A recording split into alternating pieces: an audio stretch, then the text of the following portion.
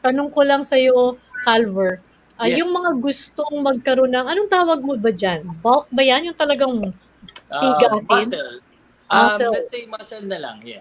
Muscle. Gusto nila So kung mag-muscle? gusto kong magkaroon ng muscle, 'di ba? Hindi lang firmness, kung hindi talagang Yes. Mag-build. bato-bato. Oo. Okay. At anong mas marami kong kakainin? Protein o carbohydrates? Okay, that's a very good question, Tita Jing, no? We can be technical about this because it depends on the body type of the person. So there are Mm. three body types of a person. There's ectomorph, mesomorph, and endomorph. So ectomorph is yung small frame. Sila yung mga payat ever since. Small bone. Mm. Mesomorph naman, sila yung gitna, hindi sila payat pero hindi rin sila malaki. And endomorph naman is yun yung mga big bone. Yung talagang kahit nagda-diet na sila, malaki talaga yung kaha nila. Yun yung mga endomorph. Mm.